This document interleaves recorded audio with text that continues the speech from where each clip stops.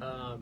Actually, I haven't really gotten that from Coach Saban, but pretty much every other coach around here has used that. And, you know, wherever I've been, I've kind of had that nickname specifically, but not from Coach Saban yet, which I guess it might be coming at some point. What's your favorite nickname? I like that one. I mean, that one's easy, at least for people to kind of get out. It's on the tip of the tongue, so I'll go with that one. I don't really have a favorite, but I don't dislike it. See some people calling you Papa John's because you deliver as a kicker. Like, oh, wow. That's pretty funny. I've gotten that one too since I've been here, but yeah, I mean, there's a couple of them floating around.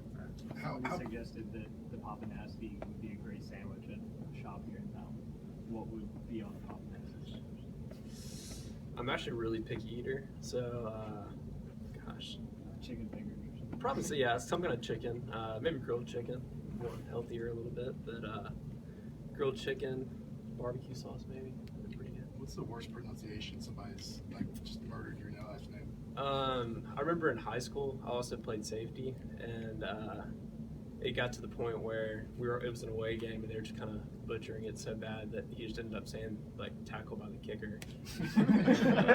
That was always pretty funny. That's the one time I've ever really like heard it in the game, and it was stuck with me. You Clamoring to get some safety playing time here.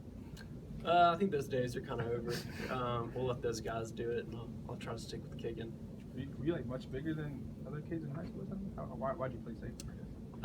It was a 3A school in Montgomery, and obviously not a huge like Hoover, Birmingham school, but we had a really good defense. We had a good team. Made it probably third round of the playoffs pretty often. So, I mean, I loved playing safety. Always consider myself an athlete. So, Can you kind of go into your decision to come back? You know, I know it's been a few years or 2 years now, but just the transfer from Ole Miss and kind of come back here. Yeah. Well, first of all, I mean, I know it's a big week for that, and for me, it's always been kind of I got to prepare now, and I've never really looked ahead towards that. Pretty much I really try to divide it into what can I do today to make me better tomorrow, and then keep it going. But I graduated there, had a great time there, still have a lot of great friends, and I really respect the place and the program a lot. The opportunity came here just kind of came up, and it was something that I couldn't really turn away, especially getting back to my home state. And I grew up a big Alabama fan. We had season tickets, Section L in the stadium for a while, so it was always kind of a dream to be playing here. And once that kind of came up, it was pretty much a no-brainer. How did you end up at Ole Miss in the first place? Did you look at going to Alabama? I looked at going to Alabama. I was in the recruiting class with Adam Griffith, and they actually offered him pretty early. So I was like, well, that's kind of out of the equation now. But Ole Miss came up, and I really loved it there. I liked the campus is great, and the school was really a good fit for me as well. So it worked out really well. How many current players on their team are you still friends with? I talk to the kicker and punter pretty much weekly, Gary and Will Gleason, and those are two of my good friends. Special teams is like a really tight-knit group, so I'd say I'm still pretty good friends with 5 to 10 of them. When some of that stuff was happening in July, I mean, did you have any sort of empathy for what was going on over there? Honestly, I was really focused on what I had to do here. I knew I had a chance to contribute this season, so I was really had a lot of eggs in that basket. But from a distance, I mean, I really feel bad for some of the players. A lot of that was kind of out of their control, but that's a program that's going to compete. They don't really care that they have a bowl ban. I mean, they're going to try to make things interesting in the SEC every year. But I stayed away from it as much as I could. And I mean, I know they're going to be a good team, and we're really looking forward to the challenge we have with them.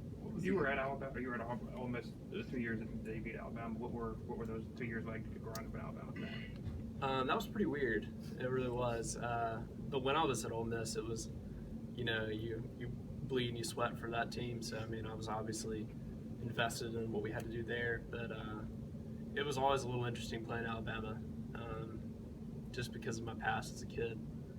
How's the season been for you? Sort of competing for the job, winning it, and then now having some success. Honestly, it's really flown by. I know it's kind of strange answer, but I'm really trying to enjoy every minute of it. From the summer on, I really worked hard to kind of be in the position that I am, and I just have great teammates around me. Snapper and Holder are really doing a good job, and they've done awesome jobs since we started working in the summer. So they're really making it a lot easier on me, as good as they've done. Brand new snapper, brand new holder. I mean, how long does that battery sort of take to mesh? It takes a little bit of time. I think because it's a very timely kind of process, I guess it would be. But it took a little bit of time for us all to get on the same page. But once we have, it's just every rep just kind of builds on itself. And especially in the game, the more reps I'm getting, the more comfortable I am out there. Do you think the turf at Mercedes-Benz Stadium affected your kicks at all? Coach Saban had mentioned that there's other kickers that have had problems there too. Did that sort of affect you in the first game? I wouldn't say it affected me. It was a little bit noticeable that it was a little bit different than what we practiced here on an indoor. But I don't attribute that to any of my misses that game. That was, like I said before, that was a really good game for me to kind of be able to start it off. It was a big time, really hyped up game, and kind of figured if I could kick there, I could kind of kick anywhere. Last question. You kind of talked about improving this summer. What are some specific things you worked on, and especially coming out of the A-Day game, which was obviously probably not what you expected and wanted to be? Yeah, well, with the A-Day game, I felt pretty bad. It was honestly very small little mechanical issues that I had that game that the next day I kicked and I fixed it. I mean, it was kind of an interesting deal, but I didn't want that feeling to happen again. So I really worked hard and put in a lot of work. Me and JK both, I kind of got with him and got in his program, and he's really committed to doing great. And he's done an awesome job since he's been here. So I figured if I hop in with him, we went into this year with the idea of leaving no stone unturned. So we really just hit as hard as we could, and it helped me out. Thank you. Thanks, man.